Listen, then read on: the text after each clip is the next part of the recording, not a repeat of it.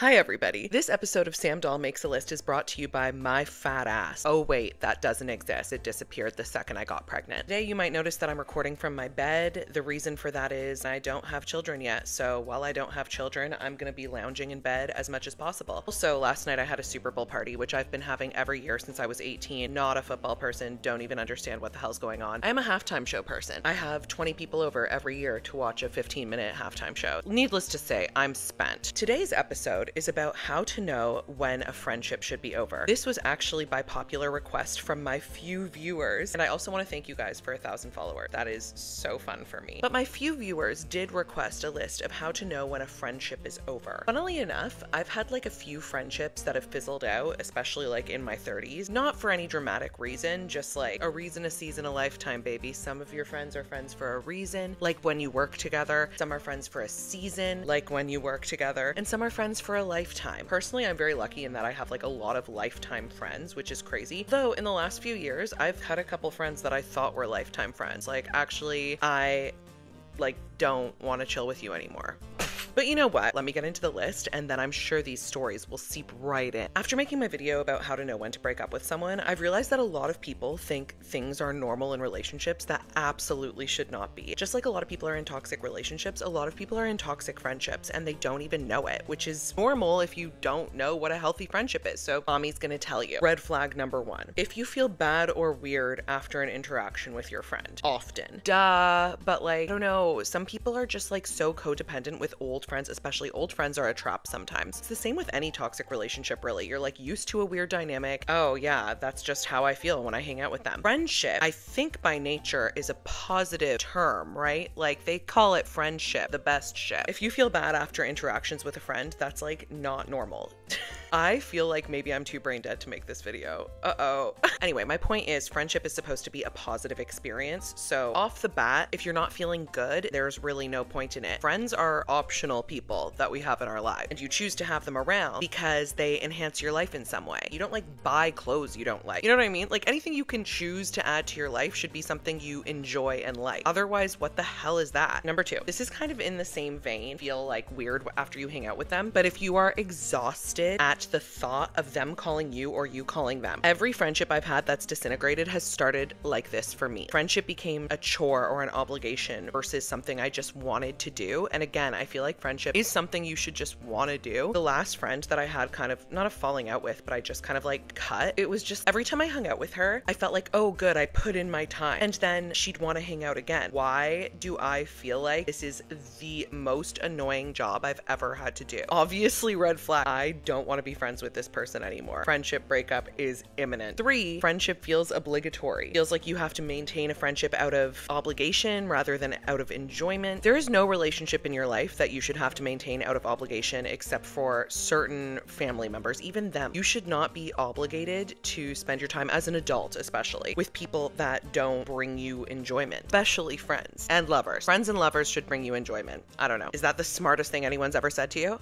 Number 4, different values. This is the reason season lifetime thing I was talking about earlier. Like as you get older, sometimes your values just shift. Some people have kids, some people don't. Some people really value their relationships, like with their boyfriends or so. Like everybody has that one friend that, you know, gets a boyfriend and then is off the map because their value is just being a relationship girl. And this is also why people have falling outs after big events. Like you hear about these friends having falling outs after like weddings, funerals, baby showers, whatever. And it's because those events highlight what people's values are. Maybe if you've like suspected something about a friend for a while, something like that can bring their values to the forefront. Then you realize, oh, we think of this completely differently, and it actually shatters whatever we had going on for so long. Values can change over your life, and that is a fine enough reason to have less in common with someone than you used to, less of a desire to hang out with them. Think about age and stuff. Like in my 20s, my values were just like getting drunk and hooking up with guys. Now I have a husband and I'm pregnant. Like it's hard to hang out with someone that's still on that level. Whatever. It's not like I don't like you, but it's like, how could we possibly maintain this friendship when we are living completely different lifestyle? No shade, just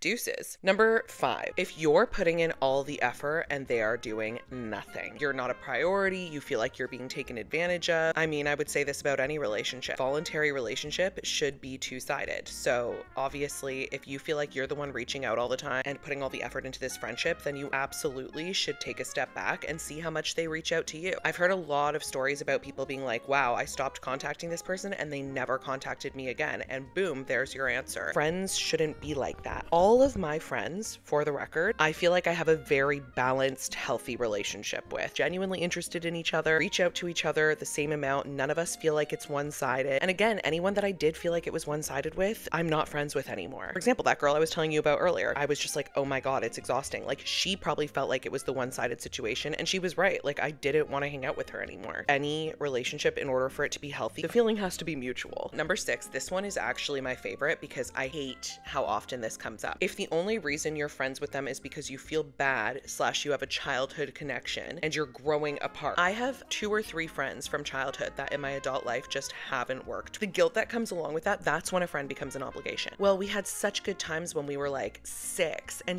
we went to camp together and we have these memories. I'm here to say, literally, who cares? Oh, you were friends from fucking middle school and your families know each other? Who cares? You do not have to stay friends with someone forever just because you've known them from when you were a child. Like, I actually hate that so many people get caught up in this because it's so annoying for you. The idea that you have to stay friends with someone forever because of history is just wrong to me because things change. My best friend in high school was this guy. We went to prom together. We were like actually inseparable. We talked on the phone every single day. I have no clue what that guy is doing now. Is it sad? No. We had a great friendship for that time in our life. If we were meant to continue hanging out, we just would have. This was a very natural ending of a friendship. It was more like, yeah, we just over decades stopped talking. If I think about him now, it's only fondly, but I'm not like, what the fuck happened there? Well, I don't know. Maybe we were just meant to be friends for that period of time, and that's chill. 7. Now I'm getting into like the mean shit. Now I'm getting into the juicy shit. Jealousy. I, for one, have no tolerance for jealousy in any relationship. I know this sounds really harsh because jealousy is something that usually spawns from insecurity, and insecurity is usually something that spawns from trauma. This is something I've learned from having a jealous boyfriend. If you are going to be mad or give me the silent treatment or be salty when I accomplish something, when I'm out with someone else, I do not like being treated like a criminal when I have done nothing but live my life. If I'm a bitch, be a bitch back to me. But if I'm just existing, actually happy, and you're mad at me for it, get the hell out of here. Like, I'm not even kidding. I cannot express enough how unfair it is for someone's own problem to negatively affect you, especially if it's something about get a promotion at work, something good happens to you and they don't want to hear about it. Find someone who does, because guess what? When my friend gets a promotion at work, I want to hear about it. I don't even know what the fuck, who knows what any of their friends do. I don't. First instance of irrational jealousy I saw in my life. Well, actually, this probably wasn't the first. This was just one that I remember so clearly. My friend got cast on a TV show. This was in grade 12. We were in high school. She had a better friend than me at the time. Let's call her Janet. We were sitting on the bleachers. Friend gets the call that she's going to be on this show. Actually, I'll just tell you who it was. It was my friend Annie, and she was going to be on Degrassi. Plays the message for us from her agent, just saying like, congratulations, it's official, you're going to be on the show. It was just the 3 of us. It was me, Annie, and Janet. Me and Annie start screaming. We're like, oh my God. Janet gets up and walks into the parking lot. I think later on I like ran into her and I was like, you good? And she was like, I just hate when people rub stuff in your face. And what I didn't understand about that would maybe make sense. Maybe if Janet was an actress who was going for the same part, but she wasn't acting, she wasn't auditioning, she didn't have an agent, she wasn't trying to get an agent, she wasn't interested in acting. It wasn't like, oh my God, you were competing and she won. And even then it's like, get over that. I've never experienced someone just being jealous for someone else's happiness and success that literally has nothing to do with you and says nothing about you. Annie and Janet aren't friends anymore. I mean, I don't think they were friends basically immediately after that because Janet was like miserable at Annie's life. If you have friends that you just feel like you don't even want to tell your accomplishments to, or you don't even want to share good news with because you don't think they're going to be anything but happy for you, that's crazy. Your friends should always be happy for you. Literally always. Even when I had a miscarriage, my best friend got pregnant literally the same month, and I was still happier for her than I was sad for me because I love my friend.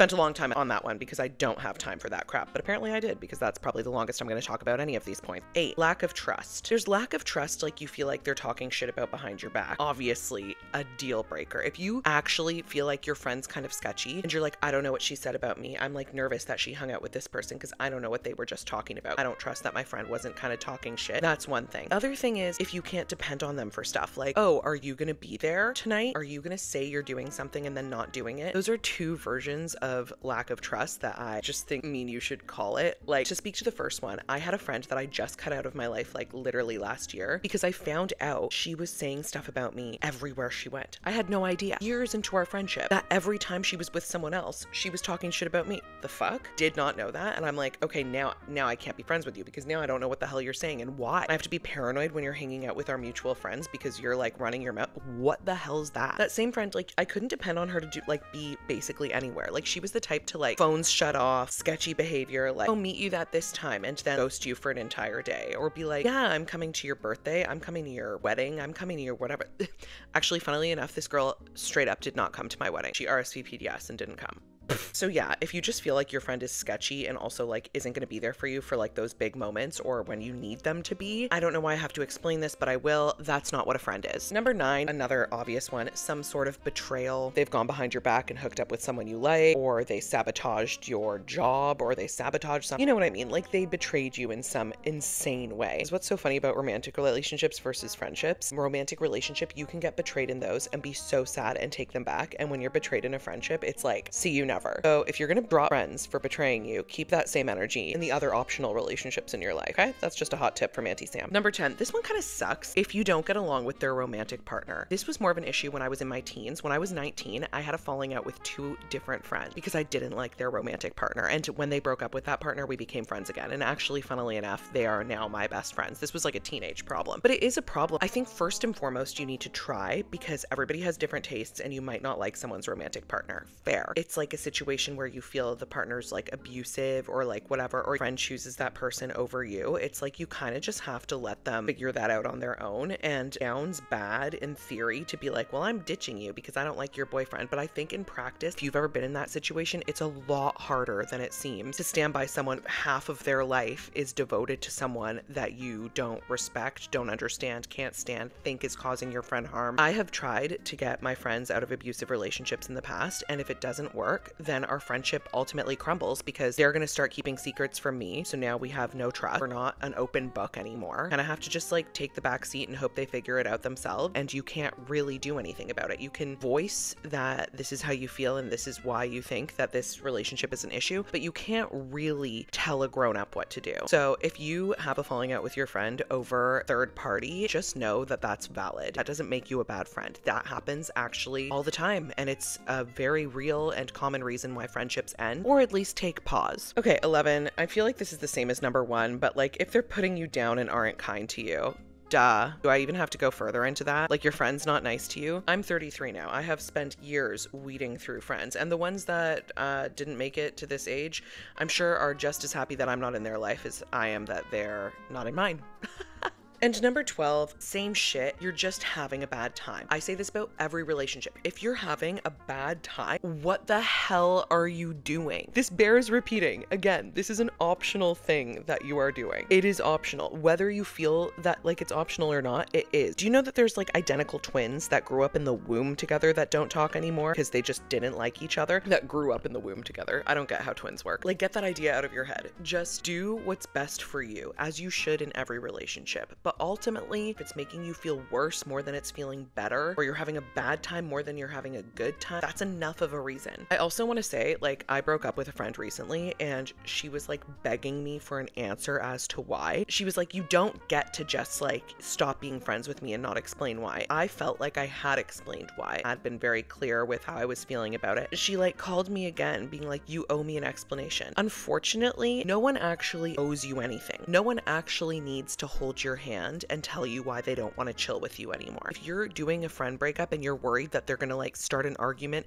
it's kind of like there is no argument. You don't get to negotiate if someone doesn't want to hang out with you anymore. You don't get to be like, okay, but why? I'm having a bad time. I feel like you're never happy for me, and I just feel like this relationship's a chore. Okay, but why? That's it. Take it or leave it, honey. There's no back and forth. I have made up my mind. The same goes with breakups. Like, you don't get to say like, why are you dumping me? Okay, well, is it fair that you're dumping me? No, it's not fair. A lot of relationships ending aren't fair, and there's nothing that anyone can do about it. The idea that you'd feel guilty because someone's trying to like guilt you into being like, well, I was there for you for this, this, and this, which is what my friend did on the phone when she called me. She's like, I was there for you when your boyfriend was like this, bringing up shit from, I'm not kidding, 10 years ago. Yeah, it doesn't really matter what argument you present or what guilt trip you're bringing or that we were friends for 30 years, because I don't care. I don't want to chill with you anymore. And that's life, babe.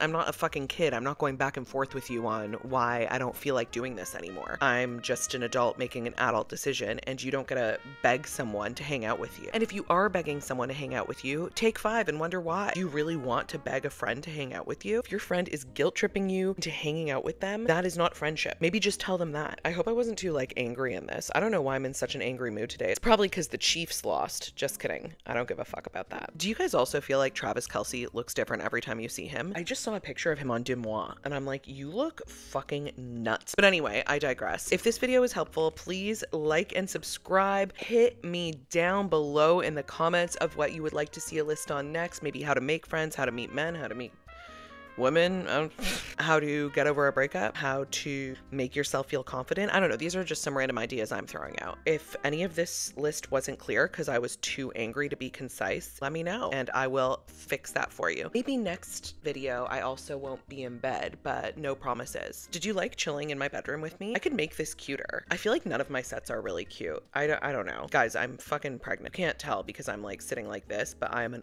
orb. For me to put up a string light would be the same energy as running the Tough Mudder. Couldn't be bothered. I got a fucking ring light on and that's it. Enjoy. There's no sponsors to these videos, honey, but there will be. All right. I feel like this was really good for both of us. A cathartic experience for me, and you just got yelled at as to why to break up with your friend. If you want personal advice on this matter, I also have a podcast called Doll Space where we answer questions and help navigate friendships and relationships. So you can go to www.dollspace.com. The O is a 0. I'll put it on the screen. And if you have any more questions about friends or anything else, feel free to write in. And as always, I love you. I'd French kiss you if I could, but unfortunately this is a one-sided medium. Deuces.